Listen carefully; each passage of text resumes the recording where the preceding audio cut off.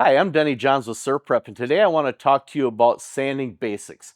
Whether you've been sanding for 3 days or 30 years, you can always find something new that can help you with your sanding techniques. I find something new every day that I learn that helps me to do my process better, and you're going to find the same thing in your career. The more you sand, the more you talk to people, the more things you see, the better you're going to get. So let's talk about some of the basics with sanding. Number one, let's talk about grit sequence. So the first and foremost thing that everybody needs to know when they're sanding is grit sequence.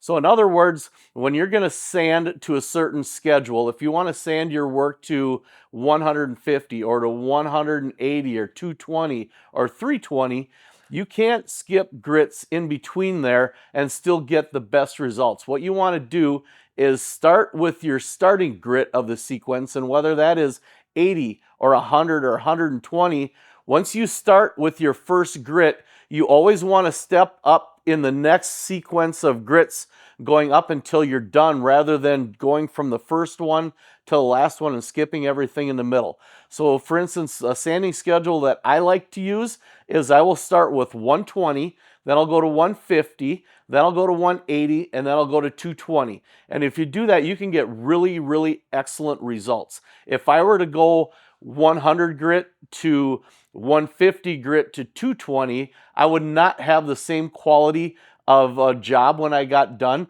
And when I stain that piece of wood that I'm preparing, you're going to actually see some of the swirls from the previous grains telegraphing through in your work. So that's a very important thing to talk about.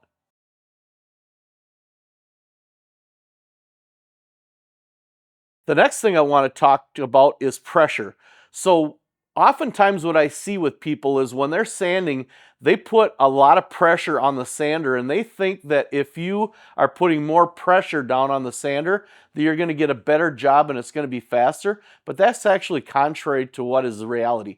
What you want to do is you want to put minimal pressure on there, and these sanders are designed to do the work for you. So I'm going to do a little demonstration for you just to show how our sanders from SurfPrep are designed to work and do the work for you without pressure. So I'm going to simply take the sander and I'm going to run it, and you can see I'm operating this with one finger, and this sander is so well balanced that I can operate this sander, and I can do this all day long with very little fatigue, and it's doing a great job.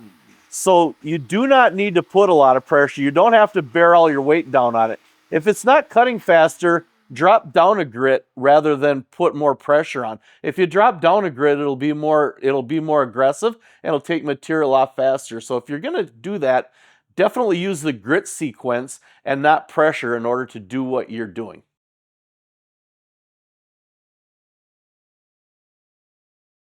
The next thing I want to talk to you about is speed. So oftentimes we get in a hurry with our job and we're thinking we need to get this job done fast. So we're taking the sander and we're moving it across the wood really fast, thinking we're going to get that done. But actually the work gets done through the oscillations and the orbits of the sander itself. And so what you want to do is you want to have a smooth, controlled delivery when you're sanding and allow the sander to do its work. So I'm going to demonstrate once again. You can see what you want to do is you want to just take the sander and move methodically across the surface and allow the sander to do its work. If you see now, we're getting so many more orbits and oscillations per second doing it this way than if I'm doing it this way. So you definitely want to do whatever you can to make sure that you're controlling that and running nice and smooth across the surface.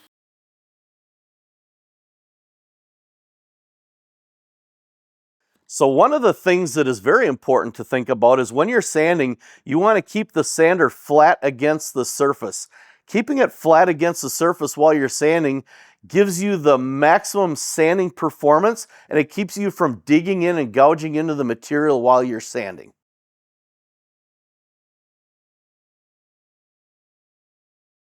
Another important thing to think about is combining your sander with dust collection.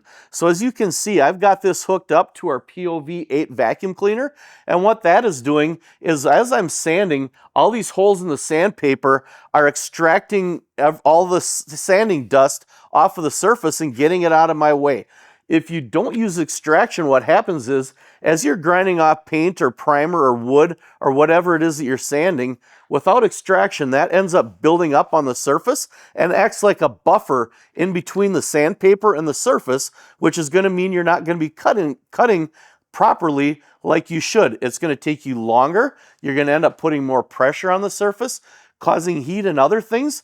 And so by using dust extraction, your sandpaper is going to stay cleaner, it's going to last longer, and you're going to get a lot more work done faster.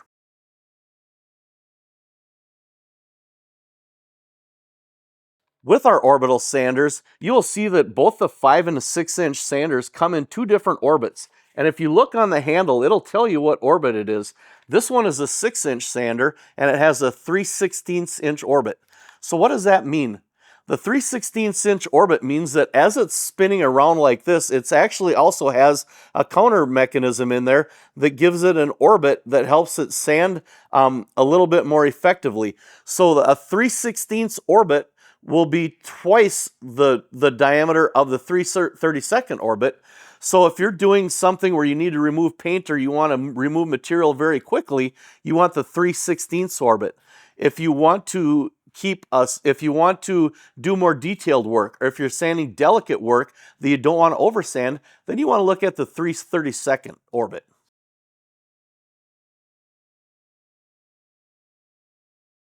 So the last thing I want to touch base on with this video is lighting.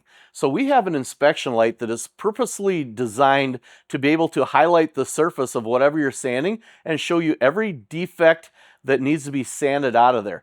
It will show you exactly what needs to be sanded and also when you're done. So you never have to sand too long, or you never sand not long enough.